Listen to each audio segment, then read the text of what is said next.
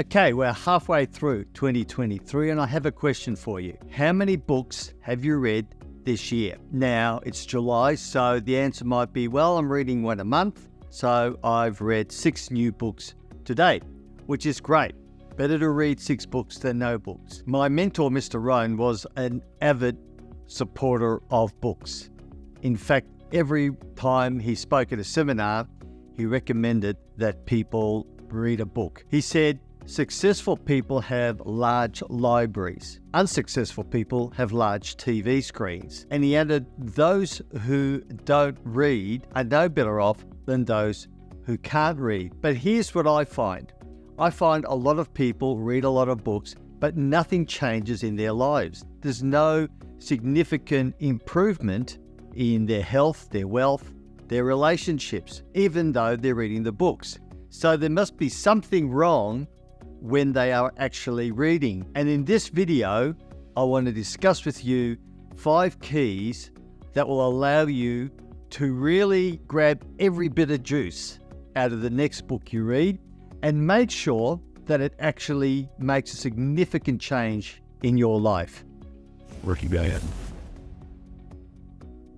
G'day and welcome. My name is Willem, and on this channel I share the wisdom and the philosophies that Mr. Jim Rohn shared with me many years ago. By consistently executing and applying on the fundamentals he taught me, I've been able to live a life on my terms, and I truly do wish the same for you. This last weekend, I was speaking on a Zoom meeting with my friend Glenn, who lives in New South Wales. And we were discussing how a lot of people read a lot of books, but nothing ever seems to change. And we both agreed that was because people tended to read books, they didn't study them, and they didn't act on them. In fact, Glenn sent me this little summary that he put together from his journal on the 5 keys on getting something whenever you read a book. And that's going to be the subject of this video. By the end of this video, you should never read a book or look at a book in the same way. I will share with you 5 strategies that will allow you to not only read the book, but get from the book and actually put it into action. Now, if you stay to the end, I actually have a bonus for you. And that bonus is a PDF of the books that have made the most difference in my life. So stick around to the end and I'll tell you how to get your hands on that PDF. Okay, let's get stuck into strategy number 1. And strategy 1 is this. First, have an enormous why as to why you want to actually read the book. As Simon Sinek says, start with why. I remember many years ago, I was really struggling in business. In fact, I was going through depression. My business wasn't working and I had no idea what to do about it. And then I came across this book. I still have the original version, The E-Myth by Michael Gerber. And you can see on the title, it says The E-Myth, Why Most Small Businesses Don't Work and What to Do About It. So that obviously got my attention. So I read the book and it changed my life. And I'll explain in a little while why it did. But the very first strategy you must have before you actually decide to buy a book is decide, why are you going to read it? It's going to take a part of your life. It's going to take time to get through it. And you've got to have a very good reason. So that's point number 1.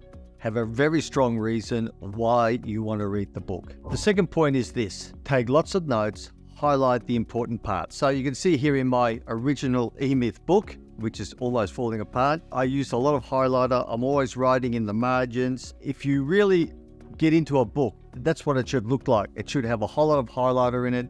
It should have a lot of comments in the margins. When you're taking notes, when you're highlighting areas, don't just take them and write notes for the sake of repeating what's already there. What I would advise you to do is debate with the author. If the author makes a point, ask yourself, is this valid? Is this true? Is this something that resonates with me? Because it may not. Mr. Rohn always said, don't be a follower, be a student. Don't just blindly follow what anybody else writes in a book. Maybe it was right for them, maybe it's not right for you. So I think that's really important. While you're making notes, while you're highlighting things, debate it. Take the time to think it over in your mind and say, yeah, is this right or is this not right? And just because someone has a book that doesn't necessarily mean they're 100% right. So as you're making highlights, as you're putting comments in the margins, think it over, debate it. Strategy 4 is this: do all the exercises that the author asks you to do at the end of every chapter. One of the books that had a huge impact on me when I was in my early 30s was this, The 7 Habits of Highly Effective People by Stephen Covey.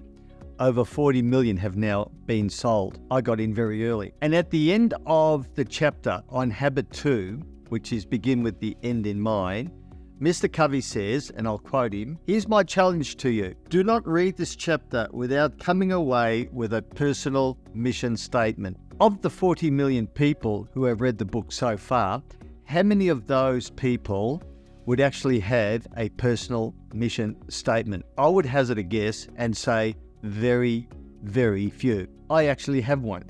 And I have one because of what Mr. Covey recommended. That is the point of the exercise. Don't just read the whole book, cover to cover, and don't do the exercises. Now, I know a lot of people say, look, I'll read it once and then I'll get back and do the exercises. Let me tell you, that doesn't happen. I would advise you very strongly that if the author asks you to do an exercise at the end of a chapter, stop and do the exercise.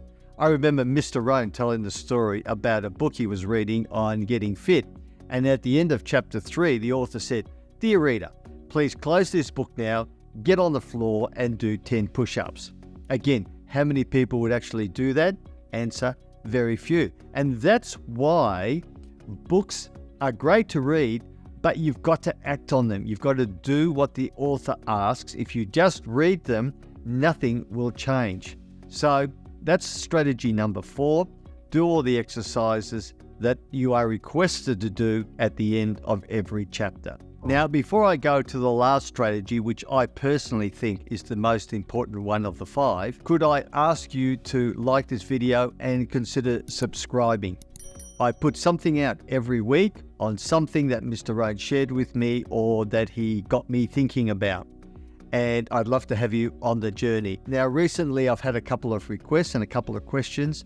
I promise you I will get to those in the next few weeks. So look out for those. Let's go to strategy 5. And strategy 5 is this: do something with what you have just read. And I mean do it immediately. Mr. Rohn said, and I have never forgotten this, he said, take massive action on a good idea. Now the word is massive. It's not mediocre, it's massive action on a good idea. Now, when I read the E-Myth, it didn't take me long to work out why I was struggling in my little business, why I was going nowhere. One of the things Michael Gerber recommends is that for any organization, any business, any size, is you must put an organizational chart together like this one here. Someone has to be the CEO. Someone has to be the CFO, the Chief Financial Officer. Someone has to take care of sales. Someone has to take care of administration.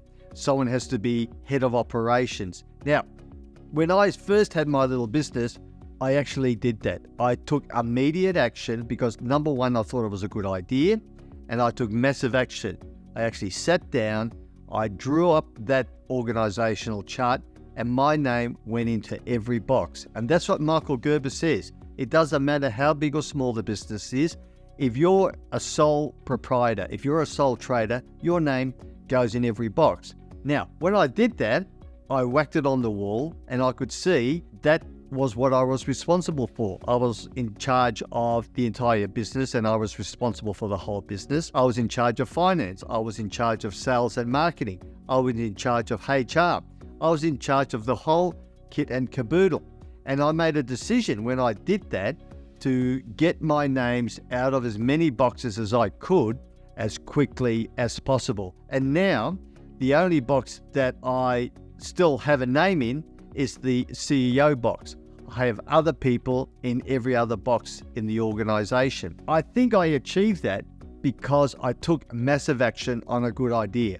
I just didn't read that chapter and go, oh yeah, that's interesting. I must remember that sometime. No, I actually put the book down and I wrote up an organizational chart. And can I say to you, if you read a book, if it makes a difference for you, immediately take action, and do something. As Mr. Rowe would say, do it when the emotion hits you, because the emotion soon disappears. And if you don't act when the emotion is strong, you forget about it, and then all of a sudden it just dwindles away and it's gone. I made that mistake many years ago. I actually read this book, The Ultimate Sales Machine, and I thought, wow, that is great. There are some really, really good ideas in there. I'm going to get back and I'm going to do some of that. One of them was to come up with what he recommends is a Dream 100 list. 100 clients you would love to have in your portfolio. And at the time, I thought it was a really, really good idea and I was going to do it. 5 years later, I happened to go back to the book because I had just recently recruited a business development manager. And I remember reading through the book and I came across this chapter on a Dream 100. And I really could have hit my head against the wall. I thought, I remember reading this. I thought this was such a great idea, and yet I never implemented it. And I didn't implement it because I didn't do it when the emotion was strong. Now we do have a Dream 100 list, and it's because I realized I'd made a huge mistake. So please, if you get nothing else from this video, take this away. Take action on something valuable that you read and don't delay. Take action straight away. I promise you the rewards will far outweigh the effort that you need to put in. Now, as I said, the bonus for this video is a PDF on the books that have had the most significant change on me and have allowed me to become financially independent and live a life on my terms. If you're interested in those books, there's a link below. Now, if you enjoyed this video, I know you will enjoy some of the other videos that are available on a playlist. That's just out there. You can check that out after this video. Okay, so please, the next time you pick up a book, a great book that someone recommends to you, please employ those 5 strategies that I've just shared with you.